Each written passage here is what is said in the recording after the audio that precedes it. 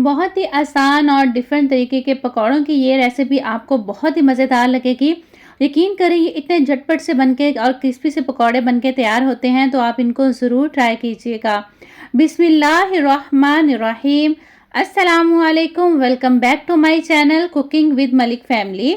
एक नई रेसिपी के साथ मैं आप सबको वेलकम करती हूँ।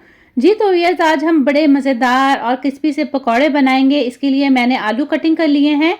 तो आलू की कटिंग आप देखिए कि मैंने फ्राइज शेप में नहीं की है, और प्याज लिया है 1 अदद, उसको मैंने स्लाइसिस में कटिंग कर लिया है। हल्दी डालेंगे इसमें हाफ टी स्पून से कम, कलर के लिए डालेंगे, फ्लेवर के लिए डालेंगे, और इसमें बाकी मसालों में मैं इसमें शामिल कर रही हूँ साथ ही नमक।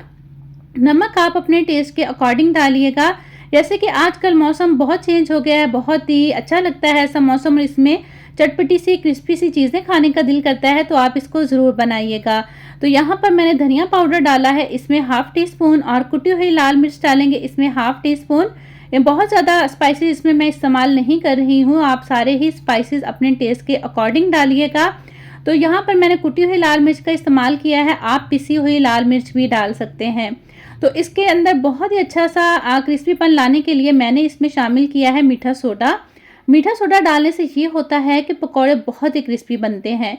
और साबुत खुश्क धनिया मैंने हाथों से क्रश करके डाल दिया है, कसूरी मेथी डाल दी है हाथों से क्रश करके, और साथ इसमें हम टेस्ट के लिए डालेंगे अनारदाना।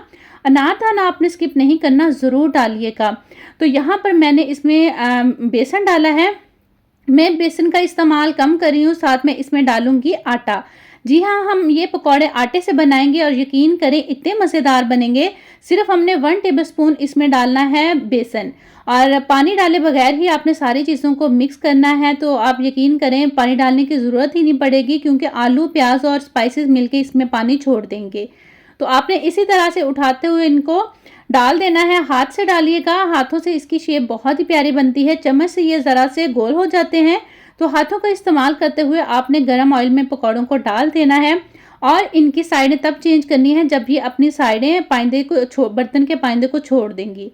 अगर आप इनको फ़ौरन से ही छेड़ देंगे तो ये टूट के बिखर भी सकते हैं। इसलिए आपने गरम ऑयल में डालने के बाद कम से कम 1 से 1.5 मिनट इनको बिल्कुल भी नहीं छेड़ना। और यहाँ पर आप देख सकते हैं कि मैं बहुत ज़्यादा ऑयल में इनको फ्राई नहीं कर रही हूँ। तो बहुत अच्छा सा गोल्डन कलर आने तक आपने इनको फ्राई कर लेना है। यकीन करें बहुत ही आसान सी ये रेसिपी है, झटपट बन के तैयार हो जाती है। तो आप इसको ज़रूर बनाइएगा, ट्राई कीजिएगा, इंशाल्लाह ताला आपको अच्छी लगेगी। चैनल पर नहीं है तो चैनल को सब्सक्राइब कीजिएगा, बेल आइकन को प्रेस कर दीजिएगा, ताकि मेरी आने वाली हर वीडियो का नोटिफिकेशन सबसे पहले आपको मिल सके। चैनल का विजिट करके जाइएगा, इंशाल्लाह ताला आपको आसान मज़ेदार सी रेसिपीज़ देखने को मिलेंगी। जाते हुए हमेशा की तरह यही बात, खुश रहें, खुशियाँ बांटें, और लोगों के लिए आसानियाँ पैदा कीजिए। अल्लाह ताला की ज़ात आपके, मेरे और हम सबके रिस्क में ढेर सारी बरकत अता फरमाए, आमीन। अपना बहुत सा रखिएगा ख्याल, मेरा कीजिएगा इंतज़ार। टेक केयर, अल्लाह हाफिज़।